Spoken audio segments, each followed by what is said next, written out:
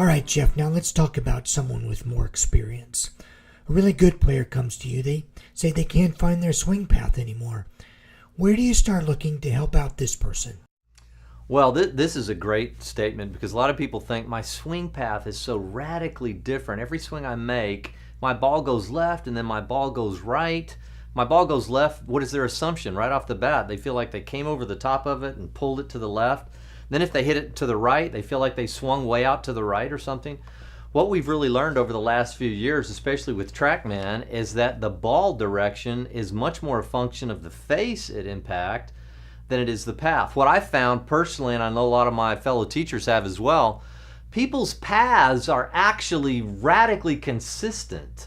People's swing paths don't vary that much. In fact, it's amazing. Now, they can vary if they're trying to avoid something like water or sand or out of bounds or something, and they can kind of steer it. And in that way, path can change. But if you get a guy normally just videotape him on the driving range without it trying to avoid anything, just hitting it down their path is amazingly consistent. What's different is their face. So here again, you kind of have a false idea. A lot of people come and say, look, here's what I do. I do this and this and this.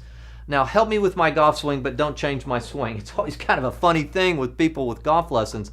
But you as a teacher, I as a teacher, these other teachers have to take a diagnostic approach and say they may feel it's their path, but is it path or is it face or is it a combination of the two? Remember, you could swing way to the right, say 8 degrees in to out, like a Tom Lehman or somebody, and if your face is 4 degrees open, you'll produce the most beautiful little draw. Yeah, I said that right. If your face is 4 degrees open to the target, but your path is 8 degrees to the right, you'd produce the most beautiful little draw that could win you the British Open like it did for Tom Lehman. So face and path, and then there are other factors that are involved. But the first point, again, as has been the case in this series, diagnosis, what's in the person's mind, and then trying to come and get to the bottom of it and get to a root cause rather than just kind of an effect. Now let's see if we can draw a parallel one more time, Jeff. This time it's a mature believer. They come to you, they're dry in the faith. How do you help them return to a vibrancy?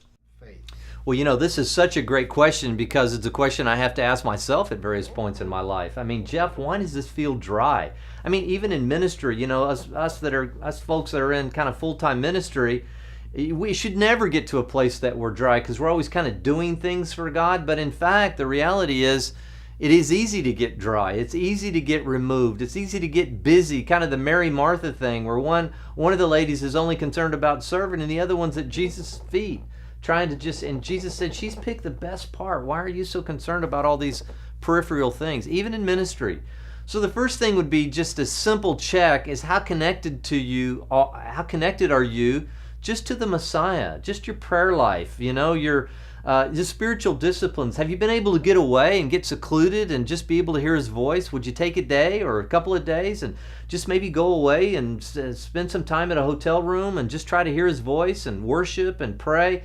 I mean, these are some natural things that you can give, but I think there's another thing too, and it's just sometimes there are seasons. There are seasons of conflict, there are seasons of tragedy that can come into your life unexpectedly, a financial setback, a physical setback, somebody you're really close to, and all of a sudden it just feels dry. There seems to be a place where, you know, God, where are you? And it's times like these that God uses these opportune moments to drive our roots deeper. And so, yeah, there are places where you need to just spend some more time with Him, but there are places where there's a season. You know, it reminds me of Ecclesiastes chapter 3.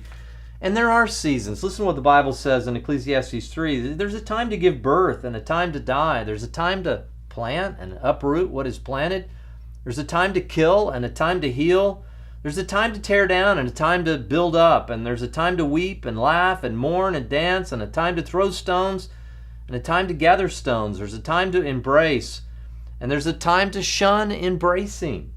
Time to search and a time to give up as lost, a time to keep and a time to throw away, a time to tear apart, time to sew together, time to love and a time to hate, and a time for war and a time for peace. I think the Bible's pretty clear that there are ebbs and flows in all of our lives through seasons. Now, those seasons, even in the down times, can stay massively fruitful and amazingly productive.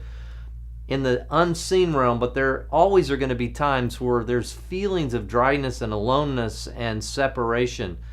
And just endure. We get back and again to James chapter 1. Count it as joy when you encounter various trials, knowing that the testing of your faith produces endurance.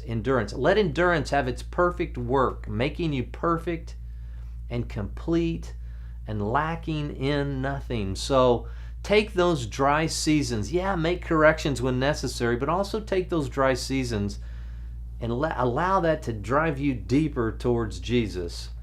And I think you'll see that very quickly you'll fall in love with that first love again, and that season will end.